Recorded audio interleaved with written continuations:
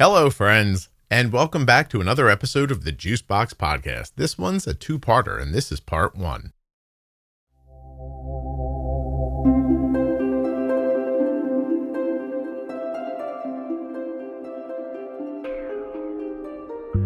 In this episode, I'm going to be speaking with Tim. He's a police officer with type 1 diabetes. He's had type 1 for like 30 years since he was 16. He's got 2 kids that have type 1 and a lot more to his story. He also uses Afrezza. We're going to talk about his story. We're going to talk about Afrezza. We're going to talk about online stuff like being on social media and much more.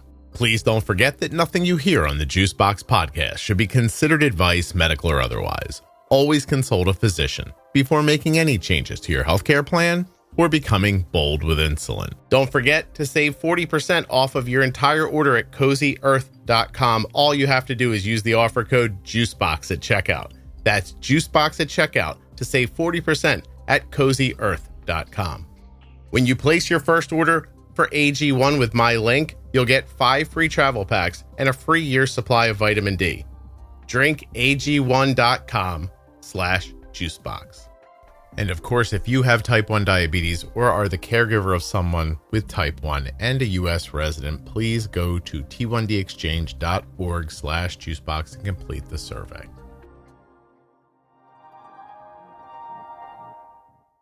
This episode of the Juicebox Podcast is sponsored by the continuous glucose monitor that my daughter wears, the Dexcom G7. Dexcom.com/juicebox. Get started today using this link, and you'll not only be doing something great for yourself, you'll be supporting the Juicebox Podcast. The episode you're about to listen to was sponsored by Touched by Type 1. Go check them out right now on Facebook, Instagram, and of course at touchedbytype1.org. Check out that programs tab when you get to the website to see all the great things that they're doing for people living with type 1 diabetes. Touchedbytype1.org. Today's episode is sponsored by Medtronic Diabetes, a company that's bringing together people who are redefining what it means to live with diabetes. Later in this episode, I'll be speaking with Mark. He was diagnosed with type 1 diabetes at 28. He's 47 now. He's going to tell you a little bit about his story. To hear more stories from the Medtronic Champion community or to share your own story, visit medtronicdiabetes.com/juicebox and check out the Medtronic Champion hashtag on social media. Hello, Juicebox. My name is Tim. I'm a type 1 diabetic. I've been a type 1 diabetic for 30 years. 30 years. How old are you now? I'm 46. 46. You were 16. Okay. Yeah, 16. You have 2 kids? No, I have 3 children. 3. Okay. Yeah, 3. Ages? Ages are 23, 19, and 17. My 2 oldest are my boys, and then my youngest is my daughter. And 2 of them are type 1 diabetic. Which ones? So my oldest one, if you were to see him standing next to me, he basically is my mini-me, although he's actually now about an inch taller than me. But so the 2 diabetic children I have, they look just like me. They're dark skin, dark hair. Mm-hmm. And then my one non-diabetic child is he takes more after my wife, where he's light skinned and like light colored hair. Interesting. Kind of a coincidence. And then so my 23-year-old, he was diagnosed at the age of 16, and so which is the same age I was diagnosed. You know, I think when it happened, we were not expecting it whatsoever. I think my wife and I, our thought process was that we were in the clear. He had all the classic signs. He was losing weight, but at the same time, it was like you would see him, and I think my wife and I had even talked and said, oh, Trevor's looking good. Oh, he looks really good. He must be working out. But yeah, he ended up. Oh, he was leaning down. Yeah, leaning down. And so, but yeah, he's amazing. He graduated high school with a 4.33 GPA. Oh, you got to be proud about that. That's wonderful. Oh, yeah. And then he played football and he worked part-time while he did that. And then he got his 4-year college degree at a state school here in California. Good for him. And while he was doing that, he became an EMT for an ambulance company out of the Bay Area. Right. I had tried to push him towards nursing. He did start out going that route, and on a couple occasions had come to me and talking about he wanted to be a police officer. And I really don't want that for my kids. I think that they deserve better. I think for all parents, what we want for our children is just for them to do better than we did, right? So, so I kind of shot that down for him. Now, ultimately, if he were to become a police officer, I'd be very proud of him. But he then decided he wanted to be a paramedic firefighter, which is like the firefighter that you want to come into your house if you're having like a real medical emergency, right? So he then began a paramedic school, and he did his classroom time, and he did his clinical time in the emergency room as an ER tech, and now he's just now finishing up his putting his hours on the ambulance with working as a paramedic, like a FTO type program where the paramedic on the rid watches over him and has to sign off on him and all that. So he's almost done putting his hours in with that, and then once he completes that portion, he will take a national test to get his certificate for the paramedic. And then I think after that, he should get hired on as a paramedic firefighter pretty quickly because they can't get enough paramedic firefighters. Yeah. And he doesn't have any trouble with his diabetes. What kind of gear does he use? Pumps or whatever? Yeah. So, his last A1C was a 5.2. Good for him. Right. He beat me. I've never had a 5.2. The best I've had was a 5.3. So he's never had a pump. He uses a Dexcom G7 currently, and he uses vials of Humalog and not Lantus, but there's like a Levemir? A generic. It might be Levemir. Okay. Yeah, that sounds right. But he has had a phrase in the past, and I guess I thought he was using it for quite some time, but I guess he only went through one box. I don't know. He's really happy with what he's using right now. Good. He hasn't talked too much about his diabetes. So I think he's not very open to talk about it. Like he's like a lot of people probably wouldn't be open to like being on a podcast. I might be wrong, but no, I agree with you. I don't think my kid doesn't talk about diabetes almost ever. Yeah. So, that's most kids. And then the other interesting thing about him is that he's very much into powerlifting. So he does powerlifting competitions, like drug tested powerlifting competitions. So he actually holds multiple California powerlifting records. Like I go into his room and he's got all these like medals all over hung up on his wall. He does amazing things. He's so much stronger than me. I think I'm pretty darn strong, but I can't keep up with him. He's amazing. That's awesome. Hey, before we shift to find out a little bit about your daughter's type 1, before we get to you, I'm going to try to help you here for a second because I know you're a police officer, but the people listening don't know. And you said he wants to be a police officer, but I want better for him. And I felt like, oh God, that could come off pejoratively if people don't understand that you are one. So can you? Yes. Yeah. So anyway. Okay. You see what I mean? No, I get it. Yeah. And we'll probably go. I want to talk about that too, about my journey. Because I went through. We will. Police. Okay. Fantastic. Yeah. You're not rushed. Don't worry. I mean, you have a lot here. You get 2 kids with type 1 and you, and I haven't even. So besides your daughter's type 1, is there any other autoimmune in your family? So no, to my knowledge, there's no other autoimmune in my family. The diabetes comes from my father's side. My father was born and raised in New York. His father, so my grandfather, was a type 1 diabetic, and him and his wife had 12 children. Oh, geez. Which I don't think was uncommon back then. Right.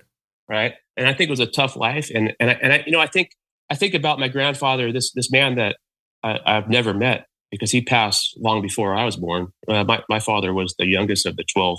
Okay. And I don't know too much about him. I do know that, he had lost a limb at one point. I can't even imagine the quality of life back then as a type 1 diabetic. I feel so fortunate to be where I'm at right now. Yeah. With the technology and the advancements that we have, right? I mean, I can't even imagine you can't even know what your blood sugar is. I imagine he would have to go to the hospital, do some lab work, and like a month later they might call him and say, "Hey, a month ago your blood sugar was this," right? Like, what do you do with that, right? I don't know, but yeah. So of the 12 children that they had, one was a type 1 diabetic. That was my uncle. So growing up, my that uncle and my dad, they had moved to California. My dad basically followed my uncle out here. Of that family, the uncle was really the only one I knew very well, right? Yeah, I mean, I had in my childhood, we had gone to New York twice to visit the other family members, but I was young. But so growing up as a young child, when we'd visit my uncle, or he'd come over to our house, or we'd go camping or whatever. I would see him with his syringes and the vials, and so I was aware that he was a diabetic, but I didn't know anything about it. He didn't talk about it. Right now, we're going to hear from a member of the Medtronic Champion community. This episode of the Juicebox Podcast is sponsored by Medtronic Diabetes. And this is Mark. I used injections for about 6 months, and then my endocrinologist in the Navy recommended a pump. How long had you been in the Navy? 8 years up to that point. I've interviewed a number of people who have been diagnosed during service, and most of the time they're discharged. What happened to you? I was medically discharged. 6 months after my diagnosis. Was it your goal to stay in the Navy for your whole life, your career? It was. Yeah. In fact, I think a few months before my diagnosis, my wife and I had that discussion about, staying in for the long term. And, we'd made the decision despite all the hardships and time away from home. That was what we loved the most. Was the Navy a lifetime goal of yours? Lifetime goal. I mean, as my earliest childhood memories were flying, being a fighter pilot. How did your diagnosis impact your lifelong dream? It was devastating. Everything I had done in life, everything I'd worked up to that point was just taken away in an instant. I was not prepared for that at all. What does your support system look like? Friends, your family, caregivers, for me, the Medtronic Champions community, all those resources that are out there help guide the way, but then help keep abreast on, the new things that are coming down the pipe and to give you hope for eventually that we can find a cure.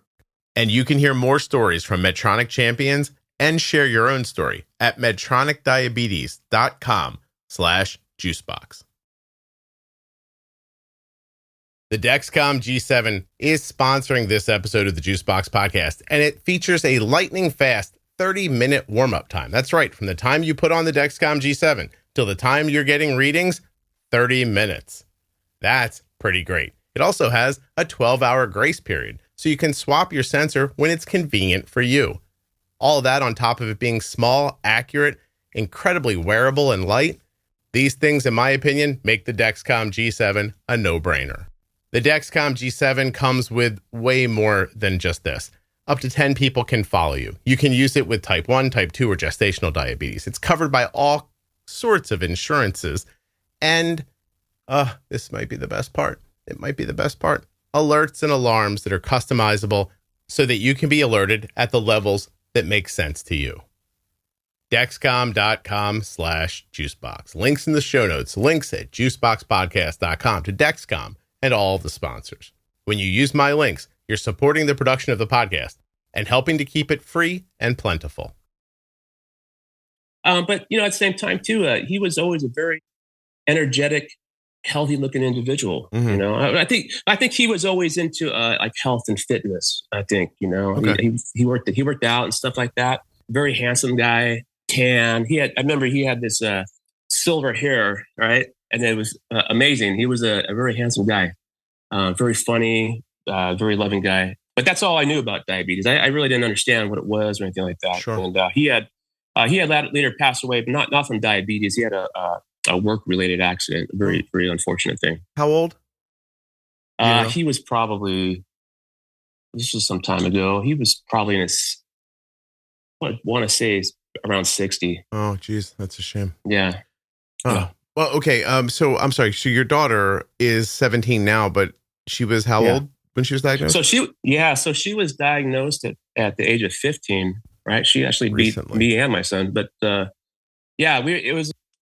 we didn't really notice anything. I mean, growing up, she was always pretty lean. We were driving home one day, and I kind of overheard her saying something to my wife about being thirsty. Kind of interrupted, and I asked some questions about it, and basically what I was hearing is that she was urinating a lot and always thirsty. So I said, well, when we get home, at the time we were like maybe 3 or 4 minutes from home. And I said, well, when we get home, we're going to test her blood sugar. And so with my meter, I tested her, and I mean, I don't remember the exact number, but she was like 400 or something like that. Yeah. So That and sucks. I'm sorry. so it was devastating, but she took it well. I mean, my kids have grown up not only seeing me manage my diabetes, but hearing me talk about managing my diabetes. Right. I don't play the woe's me in diabetes. I guess we could go into my diagnosis if you want. But, I do, but let me ask you one question first. Your middle son turned 16. Was he like Is he like, oh my God, what's going to happen here? Like, right. Yeah. Well, he's 19 now. Oh, my daughter. Let's talk about my daughter some more real quick. I'm really proud of my daughter. I'm really proud of all my kids. My daughter is a senior in high school. She has a 4.5 GPA. She while in high school, she takes college courses online. In fact, she has a couple of courses that she goes to at a junior college, and she actually has to go there for labs. She wants to be a nurse. Can you believe it? and so yeah, and not only that, but she's on the cheerleading team, and she's playing flag football, and she works part-time at a chiropractor's office, and she volunteers. She's a volunteer at the community hospital here in town, and she volunteers. So she basically works alongside the nurses, and she works in the ER, and I'm really excited for her. So that's wonderful. What's your wife do? My wife's a teacher. Oh, okay. You guys have a lot of like service community-based jobs. That's excellent. Yeah, we're very vested in this community here. Yeah. Well, that's wonderful. All right. Well, Tim, let's get to you. I mean, you had so many people in your background. Like we needed to take 20 minutes to go through it, but like I said, we're not in a hurry. So so you're diagnosed when you were 16. Do you have a memory of it at all? I do. Absolutely. Yeah. So growing up, I was always very athletic. I played sports. I was so into basketball. I was the point guard on my high school team, and I was very much into lifting weights. I really, it's just something I just personally enjoy is lifting weights or bodybuilding, whatever you want to call it. It's just something for me is extremely sustainable. But as a teenager, as most teenagers, I see you want to get big, right? Bigger, stronger, faster, right? So as a teenager, lifting weights, I was always eating big. What I mean by that is I was always trying to add mass or muscle mass to my body, right? Right. And I always remember it was such a struggle, right? Because, at the age of 14, 15, 16, you haven't quite hit that age yet where the putting on the weight doesn't come easy, Yeah, like the bulk of food and the protein and all that. Yeah, maybe because your metabolism is so high, right? But I was making gains, and I was pretty strong. I was pretty strong in high school. I never played football. I was never. My dad would not allow me to play football because he had sustained an injury when he played high school football, and so I was never even allowed to play football. But I was pretty darn strong in high school from all the weightlifting that I did. And I remember at some point the head coach of the football team, he was in the gym, and he's like Tim, like, how come I never made you play football? And where you been? I said, well, hey, coach, my dad, he wouldn't allow it. Right. I had all the classic symptoms. This was 1994. I was 16. I had my driver's license for 2 or 3 weeks, and I would start leaving school, and I would have this unquenchable thirst for Coca-Cola, right? So I would every day I would find myself, I would leave class and I'd have to stop at the gas station and buy a 32-ounce Coca-Cola, right? Right. And it was just weird. I remember thinking it was just weird. Why am I having to have this? But so within about a 2 weeks time, I had lost 10 or 15 pounds, which is totally opposite of what I was purposely trying to do. I was trying to put on weight, right? Yeah. I started feeling deathly ill, and to the point where I eventually ended up going to my parents and saying, "Hey, something is wrong with me. I need to go to the hospital." So they took me to the hospital, and they checked my blood sugar on a meter. And I think for some reason I want to say it was 700 something, but then I don't even think a meter could read that. I don't know if there was some test they did, but I was somewhere in the 700s. Yeah.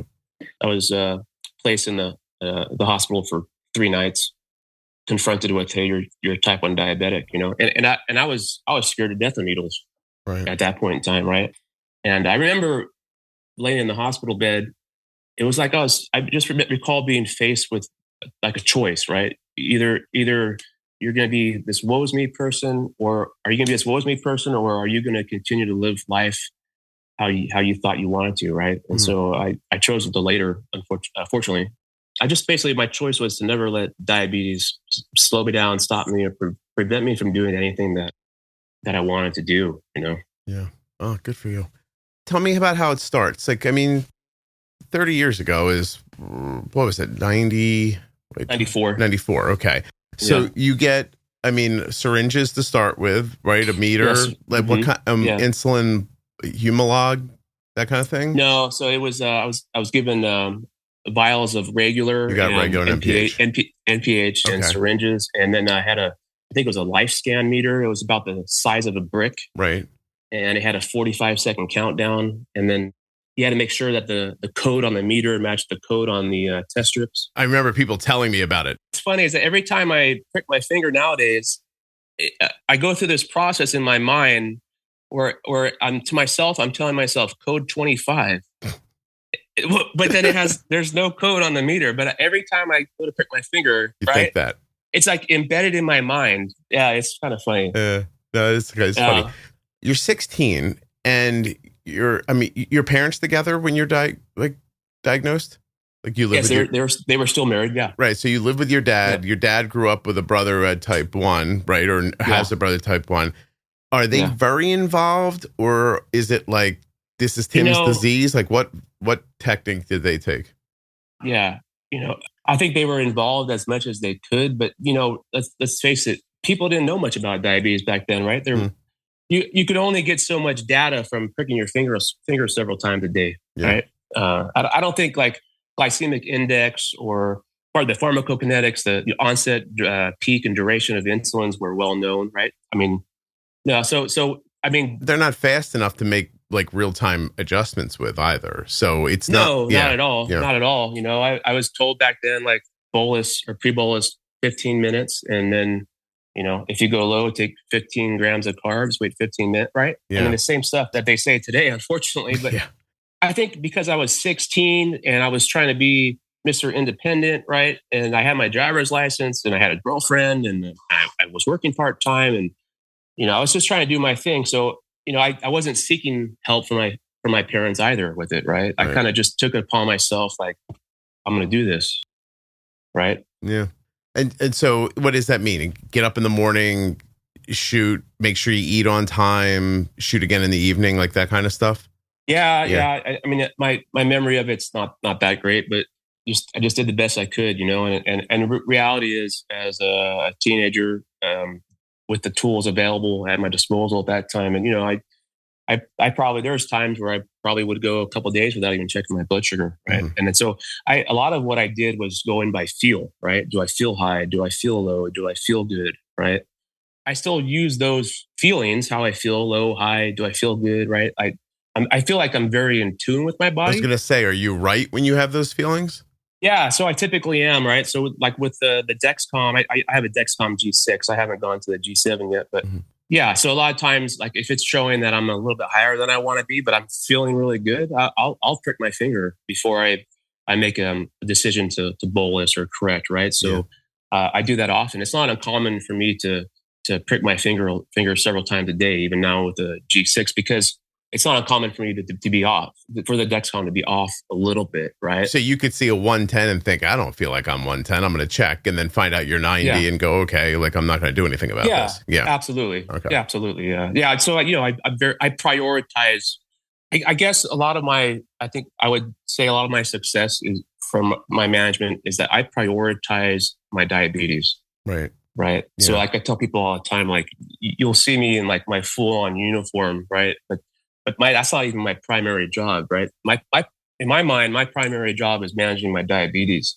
I wake up thinking diabetes, right? The first thing I do is I look at my Dexcom to see where I'm at, right? Mm-hmm. Am I dealing with Dawn phenomenon? And then I look back and I see where I was in my sleep, right? Yeah. And I'm thinking to myself, what can I do this next evening to make my numbers in my sleep better, right? Mm-hmm. And then then throughout the day, obviously, I'm always looking at my Dexcom. And then at nighttime, the last thing I do is I look at my numbers, right? And I look at my last inhalation or injection, and I think about what can I do to maximize my sleep time numbers, right? So it's just I prioritize my diabetes, and so the work I've done with teenagers and even the teenagers in my own household, they don't want to prioritize their diabetes, right? Mm. But at the same time, I was one of those teenagers that did not prioritize my diabetes, right? And it wasn't until I did prioritize my diabetes that I found success and that I found better health, higher quality of type 1 diabetic life. Yeah. Do you feel overwhelmed by it? Like it takes up too much of your day or no? That's a great question, right? And so I've been posed that question numerous times by endocrinologists over the last probably several years. And reality is with Afrezza, which we're probably going to get to at some for point, sure. right? Yeah. Yeah. So with Afrezza, I've said this many times, and so I'm going to say it again. I do. I prioritize my diabetes. I think about my diabetes all the time, right? I make thousands of decisions each day about diabetes management.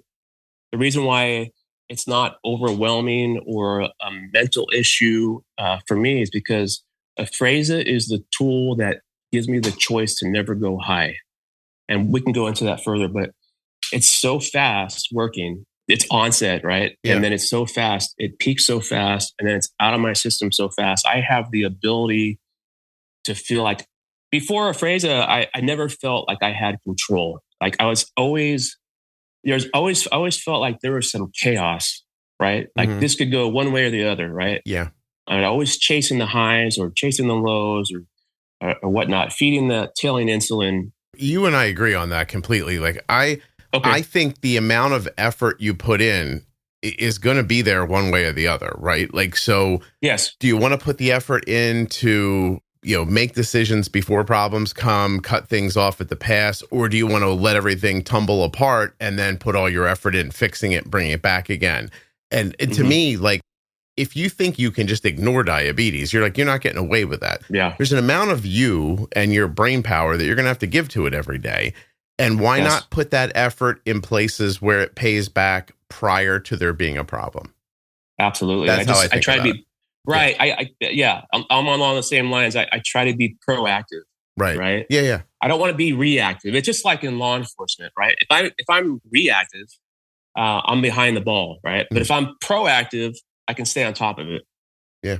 No, man, I agree with you 1,000,000%. And because I've had that said to me too, like, Arden doesn't use an inhaled insulin, but she, has maintained an A1C 6.2 to like 5.2 to 6.2 for like a decade now. Mm-hmm. And that came from like me figuring out how insulin worked, where to use it, how to time it, like how to stretch it out, or like, put it in places where, people generally wouldn't use it, that kind of stuff. Like just that manipulation of insulin to put the, put the action of the insulin against the impact of the carbs or your blood sugar in ways that keep you from spiking up or crashing low and stuff like that.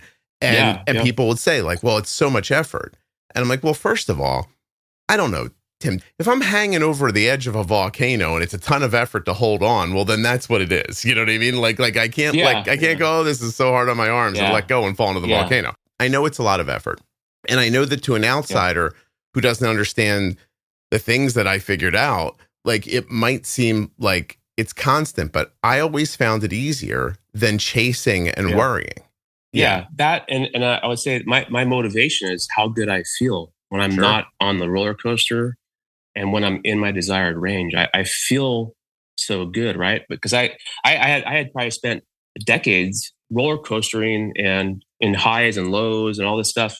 That becomes your homeostasis, where you just, when you're high, you actually, like, let's say you're in the 200s, that's just your norm, right? So you don't feel like bad, right? But when I finally got my act together, and I didn't get my act together really until the age of 40. So that would have been, I think, about around 2018, because that's about the same time that I eventually ended up getting a CGM for the first time. So I went a long time without a CGM because, and I tell you, so the reason for that is because I was always determined I never wanted to wear a device like a pump or a Dexcom or anything like that. But finally, I came to the conclusion that I needed something. So, but that drastic, once I was able to see all that data, right, every 5 minutes, that's when I was able to really put together the pharmacokinetics of the insulins that I was using and also the glycemic index of the foods that I was eating. What do you think your A1Cs were through that time? Yeah, I've seen records. I've been everywhere. I've been, 7s to, probably 10, 12, right? Yeah. I have a buddy, he's not with us anymore. He didn't figure things out the way you did, but the classic path of you start regular and MPH and it's like twice a day and you test once in a while. But like you said, if you go 3 days without testing, nobody thinks about it. You're the guy that gets dizzy sometimes and you pee a lot and blah, blah, blah. But, I'm doing what the doctor told me. And then all of a sudden this faster acting insulin comes in the world, Novolog, Humalog. and there's no real training about the switch over to it. So you're kind of left to your own, and you have that attitude from regular. And I guess you're almost like you're using the regular and MPH lifestyle or attitude with the faster acting insulin. It's not going as well. Then one day someone slaps a CGM on you. You go, holy hell, is what's been going on? Is that how it went? Yeah. I mean, it was the dark ages, right? So, Yeah. I mean, I had a little blue booklet where I would write the date, the time, and my blood glucose number. And then I would go in, you'd have to go in the endocrinologist's office, and they want to see your blue book or whatever. And I would always fudge the numbers and write, because I'd always go into the endocrinology office and feel like a total failure, right? Mm-hmm. They would make me feel like a total failure. And they'd say, Mr. Brown, you need to exercise more. Mr. Brown, you need to eat healthy. You need, but what is that? But, I thought I was eating well. I thought I played basketball. Yeah, I am exercising. Yeah. Right. My first endocrinologist, what I remember about him is he was always bragging about his Corvette collection. Right. I would always be in the office thinking like, I don't care about your Corvettes. Like, what? Help me, please. But, and then that guy, he asked me, this is when I was 16. He asked me, he said, what do you want to do when you grow up? And I said, well, I want to be a police officer. And he told me and my parents, he said, well, you can never be a police officer. He told you couldn't be a police officer. Was that true at the time? Or was he commenting on your care? Because of my diabetes, because you're a diabetic. You can never be a police officer. That. Oh, by the way, where's your low alarm set at? Tell people so they don't get upset. Oh, that's probably my daughter. Oh, it's your daughter? Okay. You want to look? I'll tell you what. No, I'm at 130. So I'm gonna inhale a 4 unit of Fraser right now. So have you eaten today? No, I haven't eaten yet. Okay, so you're getting kind of a natural rise. Yeah, this is my dawn phenomenon, and I have a very strong dawn phenomenon. And we'll probably talk about that. That's really because dawn phenomenon is what led me to a phrase. I'm going to inhale a 4 right now. Go ahead. All right, here we go. Nothing to it. Okay, so that 4 goes in. You got a 130. Where do you think the 4 takes you to? How long do you think it takes to get there? All right. So for me, a 4 unit will lower me probably 30 to 40. You should peak at about the 30-minute mark. 30 minutes. Okay. Yeah. And it'll be out of my system in 1 hour. Yeah. When you inhale it. Yeah. Is there any difference in the length of time or the feeling if it's a 4 or an 8, for example? No. So I use 4s, 8s, and 12s, and no, not really. I think a lot of people. There's some people that I've talked to, some people in different groups I've talked to, a couple people in person that I've talked with that seem to get really like a mental stress about the inhalation process. They're building up this inhalation process to be some big thing. Mm-hmm. And for me, that's never been a mental block for me. It just seems so simple. You put the cartridge in, you take the cap off it, and the inhaler, and you just inhale it.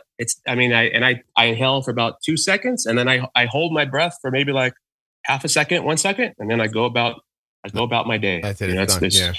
Yeah, I know. I know some people coughing, right? A lot of people I've seen online. Oh, I've coughed horribly.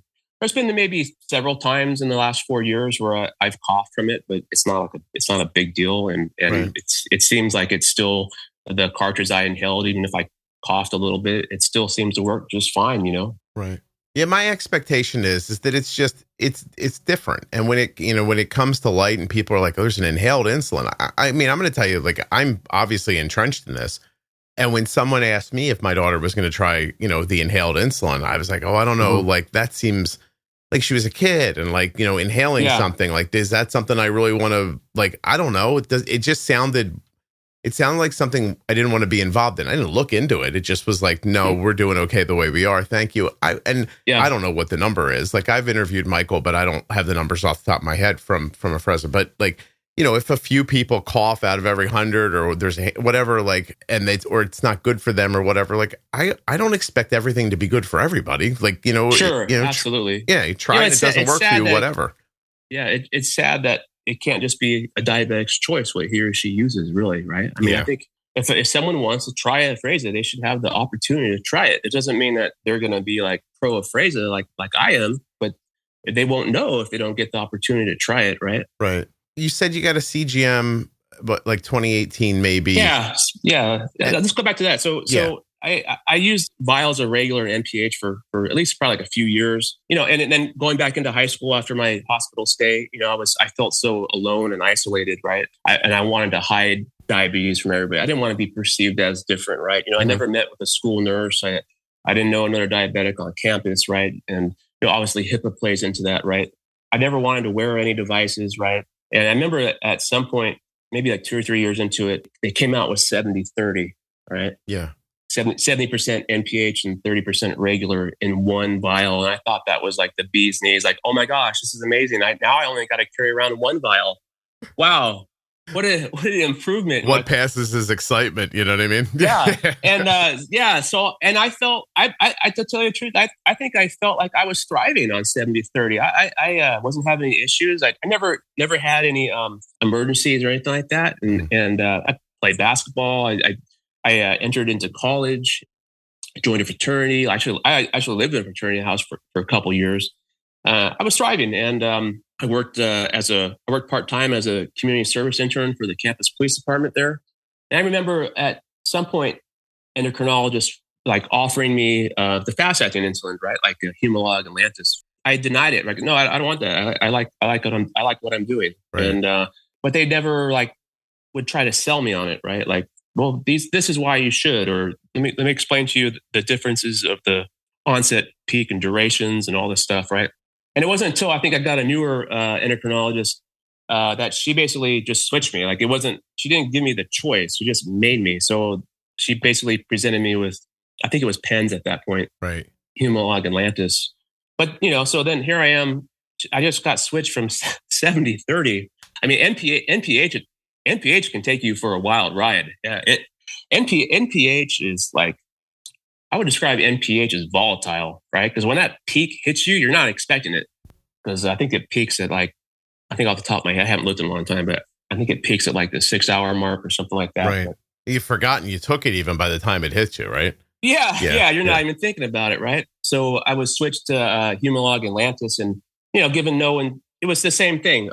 Pre-bolus 15 minutes. If you're low, 15 carbs, wait 15. Come on, people. What, Yeah. So Humalog and Lantus, and then a couple weeks before I was going to graduate from college, I was applying for to become a police officer, right? So I had to go to a police academy. I grew up in what was at the time a smaller town in the Bay Area. I always wanted to be an officer there, and but that police department would hire like a new officer every few years, right? So I was thinking like, well, why would they hire me? Yeah, I have no criminal background. I do have a college degree, but I have like zero life experience, right? Because I hadn't been in the military, because that's not an option, right? Yeah. Why would they hire me? So I didn't even apply to that small police department, and I just took it upon myself to get my foot in the door, because this was back in 2000, the year 2000. It was back then. It was very difficult to become a police officer because there wasn't this huge demand, and so I ended up applying to the Oakland Police Department. And I also applied to the Los Angeles Police Department, and I ended up driving down to LA by myself. And I stayed at a motel for 5 days. They had a out of town, like expedited testing process where they, like, if you're from out of town, they'll get you through their entire testing process in 5 days. Yeah. And so I did all that. I got a 95 on the oral board, and I thought, oh, great, they're going to hire me, right? If you had a military background, you get like an extra 5 points. And so I would have had 100 had I been in the military, right? The day after I got back from Los Angeles, I had my oral board interview with the Oakland Police Department, and I didn't feel it went well. Like, I felt like I bombed it, and I ended up getting an 82. And so I thought, well, they're not going to hire me, right? But I thought, well, LA is going to hire me, and I was at the time I was willing. I would move down to LA. I would rent a room or get an apartment and go to a police academy, all that stuff, whatever. Live in my car, right?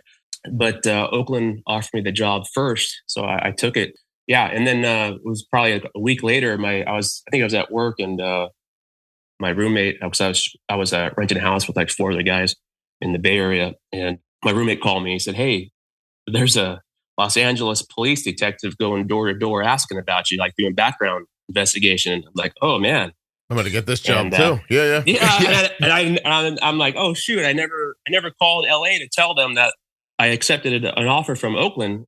he ended up calling me that night, and I apologized to him. He said, "Well, no, don't. It's okay. You know, I'm here not just for you, right?" So then I started the Oakland Police Academy probably about 2 or 3 weeks after I graduated college, and it was a 6-month-long police academy. And back then, it was very militaristic.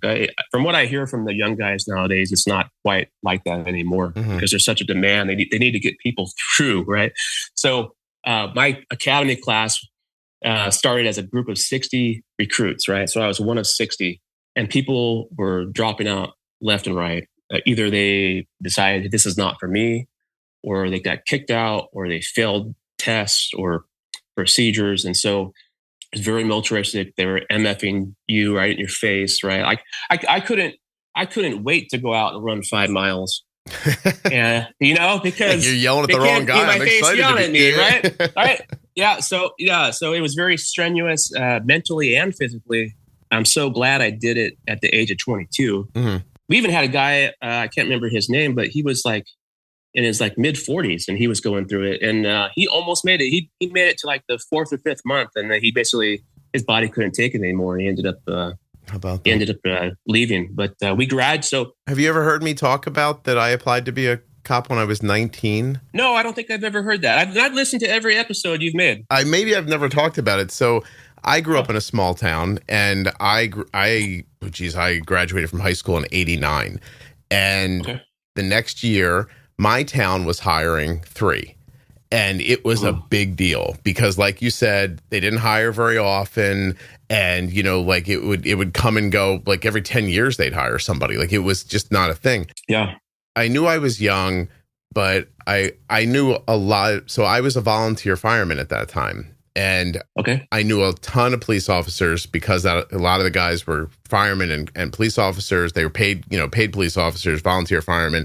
Knew a lot of guys, and I'm like, I'm going to do this. And they're like, you're too young. And I'm like, and one guy, like real lovely. I just saw him a couple months ago at a buddy's retirement. And he said, and I thanked him because back then he said, you're too heavy. He's like, you're going to have to lose weight.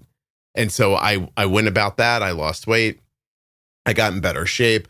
I applied, and I sat down in the first, written exam. And I recognized it right away. It was an IQ test. And I recognized it because I had taken them so frequently as a kid through school. It's boring, but when I was 5 in kindergarten, my teacher pulled me into the hallway, showed me the guidance counselor, and they said, "We think you're smart. We want you to take a test." And so I had been given an IQ test every year my entire life. And I always score the exact same thing, which I won't say on the podcast for fun, and also because I think it makes me sound like an ass. So I scored on that test. I didn't know how I did, but I knew I'd taken them a ton of times. And maybe a week later, a sergeant who I knew because he knew my dad rolls up at my house, and I come out. I'm like, "Hey, Paul, what's going on?" And he goes, "I just want to let you know you scored in the top 5 of that test, but you're not going to move forward because," and he got real awkward. And I was like, "What's wrong?" And he goes, "Dude, you're 19. We're not giving a gun to a 19-year-old. And I laughed, and I was really disappointed, but I was like, "Oh, I understand." It's not like nowadays. Nowadays, he wouldn't say that because, somebody would sue him, but I said, "I completely understand." And a month goes by, and they told me I'd get an official letter and everything. And a month goes by, and the letter comes, but the letter is for me to come to the next round of interviews. I go to my friends behind the scenes. I'm like, "I don't understand." And the guy says to me, "Dude, you were so high on the list, like we couldn't exclude you." And I was like, "Oh, okay." We wanted to meet this guy. So I come in and I do the oral interview with a bunch of people. And at the end, they said, "Oh, we were very impressed, blah, blah, blah. But, this is as far as it's going to go because you're 19. And I was like, "That's right." Except him, they had me back for a 3rd round. Wow. And now I'm in the top 8. And I'm like, "Am I going to get this job?" And then at the very end, they didn't hire me, and I went on. I never tried again. I don't know. It was a very interesting experience. And I thought it was really I thought it was a great experience, actually. And I don't even know if I did it because I didn't have any other ideas about what to do with my life, and I knew so many police officers, you know what I mean? Like, I don't know. So I know what the process is, and I know exactly what you're talking about, like that idea of like, "Oh my God, there's a job available, like maybe I can get in here." Like, you know what I mean? Like, I never did go to police academy, obviously. But a lot of my friends went to college and then they would go, back then you could go to the police academy through community college. And then you already had it when you were applying, which was really interesting too. I saw a lot of guys get hired that way. Yeah. Yeah. So, but going through all that, I'm so sorry. Like going through all that, are you using Humalog at that point when you're going through this process, or are you regular NPH at that point? I think, well, yeah. So I think I got a little confused. So I was still using this. I think I was still using the 70-30 at that point. The 70-30. I'm sorry. Okay. Yeah. And so I was hiding that from everybody, right? Because I didn't want, I wanted to be perceived as different. And I was I think even in fear that would disqualify me, right? Or maybe if my when the recruit training officers saw me doing like injections, like maybe that they would like try to get me out of there, right? You'd look weak to them, so maybe. Yeah. So I would, right. So I would inject like in the classroom through my pants leg, right? I would hide that, right? And so, or I'd go all day without checking my blood sugar with the brick size meter because I didn't have it. I couldn't disappear for a minute to do that, right? Yeah. So I'll go by feel, like, or even on the 5-mile runs, push-ups, pull-ups, sit-ups, all that stuff, I was going by feel with a tube of glucose tablets in my pocket, right? So we started with 60, and the graduating class was 30, so 50% fail rate. That's something. Yeah, it was the most stressful thing I've ever done in my entire life. I'm glad I did it when I was young. I remember after having walked the stage and at the graduation, I remember I was driving back home and I was thinking to myself, because it was such a stressful time, 6 months. I remember feeling like, okay, I've done this police academy, but now how do I be a police officer? Right? It was almost like a rite of passage more than it was like a learning experience. I hear you. Yeah. My son said the same thing about going to college. He's like, well, I went to college. He's like, I don't know how to work or do any of these jobs. And I was yeah. Right. Yeah. He's in like chemistry or something, right? My son has a quantitative econ degree. Okay. I don't even know what that is. Yeah. Trust me. As I was paying for it, I didn't know what it was. Yeah. He worked for a year out of college and then was like, I should understand coding more and I should understand AI more. And he's like, would you mind? I would like to quit this job and come home and work on this stuff. And so for like the last 6 months here at the house, he's been learning to code and applying for jobs at the same time because he just thinks that the world's going to pivot so sharply with AI that he's like, I'm going to be behind when I start if I don't do this now. Wow. So your kids are always like, you're like, I'm impressed. Like he sits down and he's like, I'll just learn, what Python is, and then I'll learn what SQL is. And I'm like, all right, man. Yeah. But okay, so you get through and you get the job. Now, did you have to disclose at any point that you had type 1? I don't recall ever being asked. I know like I had to do like a medical exam. So that might have come up. It might have come up. Yeah. But you were don't tell as much as you could be. Pretty much, right? Yeah. Yeah. And at the same time too, back then, I didn't talk diabetes. Right. I wasn't even capable of talking diabetes. Like you and I can talk diabetes right now. I talked about the timing of insulin or pre-bolus or, whatever. Right. That didn't exist back then. This is before like social media, right? Yeah. Yeah. I hear podcast. You. So you get this job and what's it like? I mean, are you continuing to like, I guess the question is, do you get a car? Are you on foot? Like, what's the... Oh yeah. No, I went straight to patrol and I worked patrol in Ghost Town, Dogtown, all these high crime areas in Oakland. And I worked in Oakland for about a year. At the time, my wife and I, we weren't married, but we were very seriously dating. I think we were even living together at that time. And my mom had moved to the Central Valley, which is where I live now. And so on the weekends, we would go to her house to barbecue quite often and see the price of homes. And so which is the main reason why most people, they move east away from the Bay Area, right? Because the price of homes is quite a bit less. Yeah. And so that's what ended up getting us over here. So I ended up getting a job at the police department over here, which is a much smaller agency. I think right now we're at about like 120 sworn officers. So it's grown quite a bit. I think when I came over, like I was working graveyard and it was myself and 2 other officers for the entire town. And I think now the minimum is like, I think 6 officers, but the town has exploded. It's huge. It doesn't have the small town feel anymore. But my wife she was teaching in the Bay Area, and then she ended up getting a teaching position in the same city. And so we've been very fortunate. Like my commute to work right now is 8 miles. Right. And that's the longest it's been since I've been working over here for about, I think, 23 or 24 years now. Got you. All right. So I want to make sure we cover two things here before I'm done. Okay. So I want to pivot really hard to inhaled insulin. When did you learn about it? What attracted you to it? What did you learn and how has it gone? So I think we're missing a lot. So basically, there was a time when I was maybe offered a pump by an endocrinologist, and I simply didn't have the info. I just said, no, thank you. Right. Because no endocrinologist took 5 to 10 minutes to explain to me the purpose of an insulin pump or what the advantages could be. Right. Mm-hmm. So I continued with Humalog and Lantus pens for, I don't know, maybe like 15, 20 years, and so I didn't want a Dexcom. If I just don't understand why endocrinologists, like when I said no, thank you to a Dexcom, why didn't an endocrinologist take 5 or 10 minutes to explain to me the amazing things about a CGM? Yeah. Do you feel like you look back now and they were supposed to ask you, they did, you said no, they checked the box, they moved on? Yeah, absolutely. Yeah. Absolutely. And I was always of the mindset that doctor knows best. And I think most people are of that mindset, right? And it wasn't until later that things have changed for me. For probably about 15 years, I would go to my yearly diabetic retinopathy exam, right? And so for over a decade, my results were always that I had moderate diabetic retinopathy in my left eye. And so every year when I would go into that diabetic retinopathy exam, and I was scared, right? I was upset. I was thinking to myself, like, at what point are they going to want to be doing injections in my eye? How many years left do I have? Am I going to have vision in my left eye? 5 years, 10 years, 15 years, right? Mm-hmm. And so, I was always doing what the doctors tell me. They, eat healthy, eat healthier, exercise more, right? And my body weight, I think in high school I weighed like 175, 180.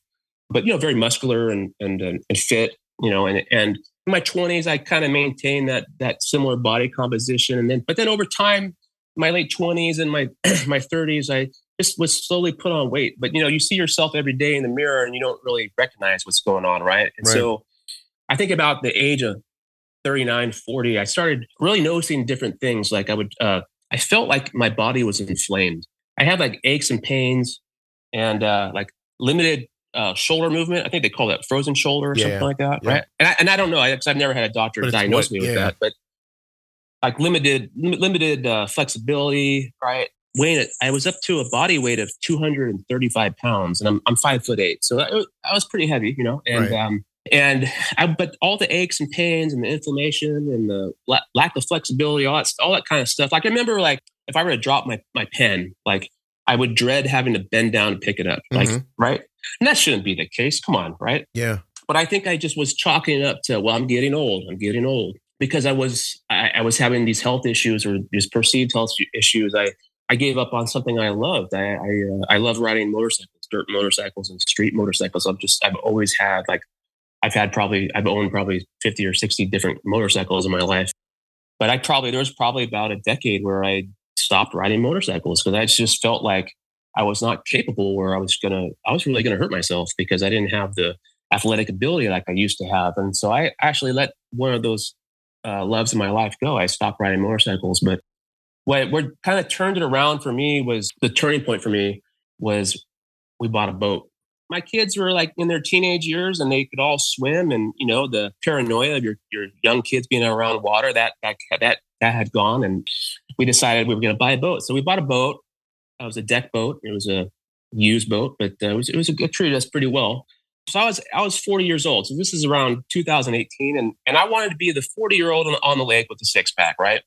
Well, in my teens and my early 20s, I had that body composition, right? So I decided, you know what? I'm going to hit the gym. So I'm going to do what I did in my teens and my 20s. I'm going to hit the gym so hard. I'm just going to out-exercise my diet, right? Which I wasn't thinking that, but that's basically what I was doing back then, right? Unbeknownst to me. So I hit the gym hard. I was running miles every day. I was lifting weights every day. It was painful. It hurt. I didn't enjoy it, the exercise, because all the aches and pains and inflammation that I had. And I hit the gym hard for 3 months. And I didn't change anything in my diet. I was eating this well-balanced diet. So at the end of 3 months, I actually had gained 5 pounds, but not in a good way, right? Yeah. And so I stopped. Like, something is wrong with my method. Something is wrong, right? And I had noticed too, like approaching this time, I would notice things. So I would, let's say I went to a Mexican restaurant and I would have this like huge burrito with like rice, beans, and all that stuff, carne asada, wonderful burrito, right? And I would eat this burrito. I would then sit there at the table just feeling like I can't chase anybody right now. Like, I'm so stuffed, right? I would then go on about my business, and then like say I'm at work, right? And then I leave and I start doing my thing, and 30 minutes later, I would have this like sweet tooth, right? And I would have to stop at like the gas station and buy like a Snickers bar. And then I'd eat the Snickers bar. And then I would then think to myself, why did I need the Snickers bar? Mm-hmm. But I had these hunger pains or whatever, the sweet tooth, that I had to have it, right? It was like, it was so strong. I couldn't not get that Snickers bar. Or for example, my wife would make this beautiful, like, 4 cheese, 2 meat lasagna, right? And I'd be sitting at the dinner table and I eat this huge plate of lasagna. And then I sit there at the table like, I can't possibly eat anything else. I'm done.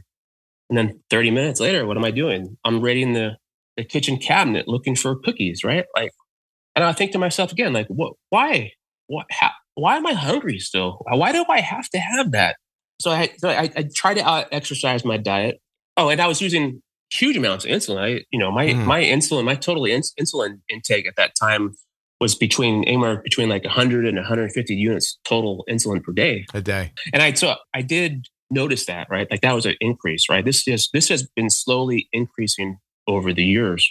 After failing with my exercise plan, right, I had started to see things on social media about the keto diet. So I started looking into that, and then I didn't really like understand what the keto diet was, but I saw something where like bacon and eggs is keto. Well, right now I know that bacon and eggs is actually carnivore. I thought, well, you know what? For a week straight, I'm gonna eat nothing but bacon and eggs. Just see what happens. Just a self experiment, right? Did you lose 20 pounds? I lost 10 pounds. Yeah. So for a week straight, I ate nothing but bacon and eggs with zero exercise.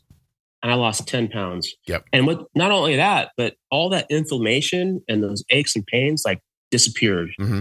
And I think it was like 10 or 11 days into this. And I had continued my research as far as looking at what I can eat, what I can't eat. And so my dietary choices expanded greatly. But maybe the 10th or 11th day, I was home on a day off. It was a weekday, and my wife's at work, and my kids were at school. And I had this like huge amount of energy. And I thought to myself, like, I was like restless. And I thought, you know what, I'm going to go to the gym. And I went back to the gym for the first time. And I had this great workout with no aches and pains. And I actually enjoyed my workout. And that was like so this is what like spurred me the power of wave eating. So, you know, I continue to expand my dietary choices. I think I started realizing what true hunger is. Mm-hmm. And I actually learned what true satiety is. And I eventually, I started intermittent fasting. I started looking into that. So I started self-experimenting with intermittent fasting. You know, I would first skip breakfast and then only eat lunch and dinner. And I had stopped all snacking, right? All grazing. So I would do like this intermittent fasting. And I thought, well, do I even need lunch, right? So then I started doing OMAD, 1 meal a day. I would go dinner to dinner. And it was amazing. I would go to work, get up early in the morning and do 10 hours at work. And then I would come home, put on my gym stuff, go to the gym, have this really high intensity weightlifting workout, maybe run, maybe not, then go home and have my first meal.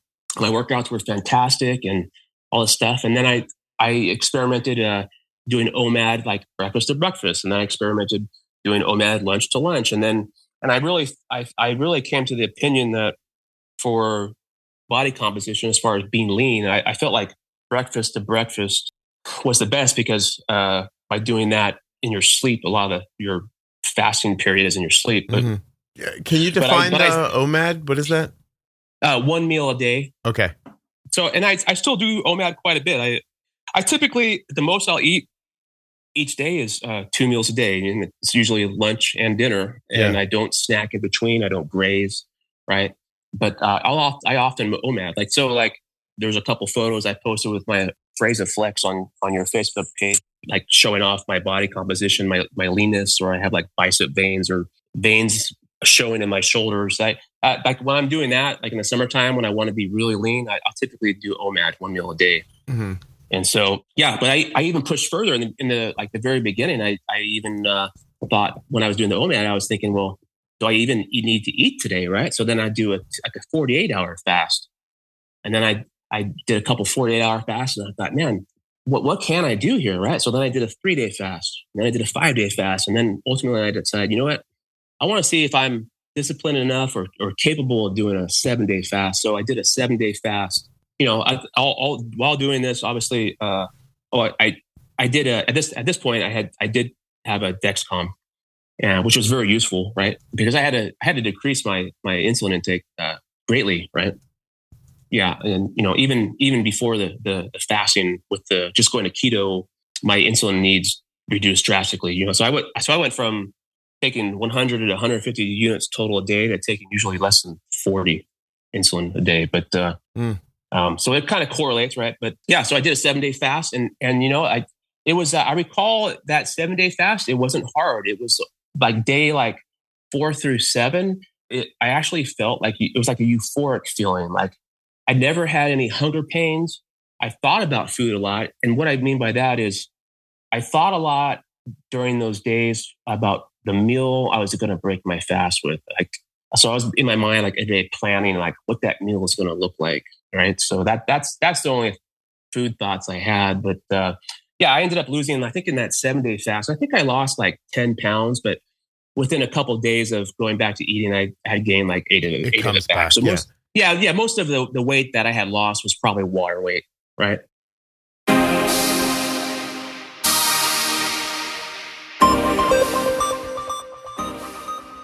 Don't forget, this is just part 1. Part 2. Ooh, look at this. This is episode 1299.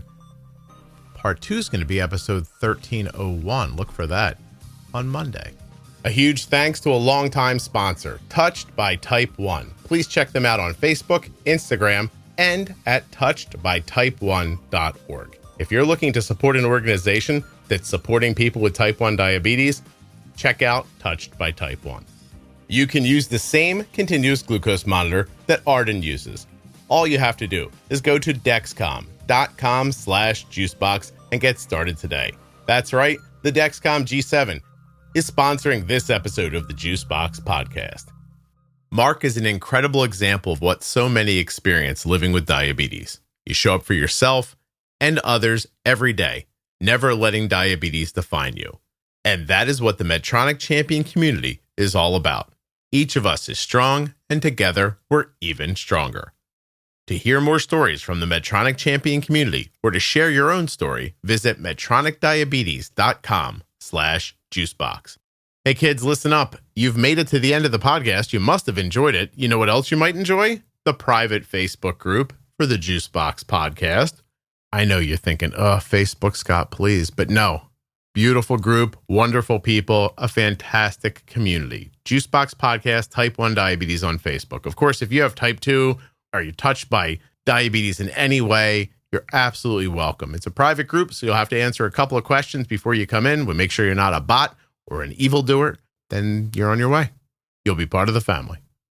Thank you so much for listening. I'll be back very soon with another episode of the Juicebox Podcast. If you're not already subscribed or following the podcast in your favorite audio app like Spotify or Apple Podcasts, please do that now. Seriously, just to hit follow or subscribe will really help the show. If you go a little further in Apple Podcasts and set it up so that it downloads all new episodes, I'll be your best friend.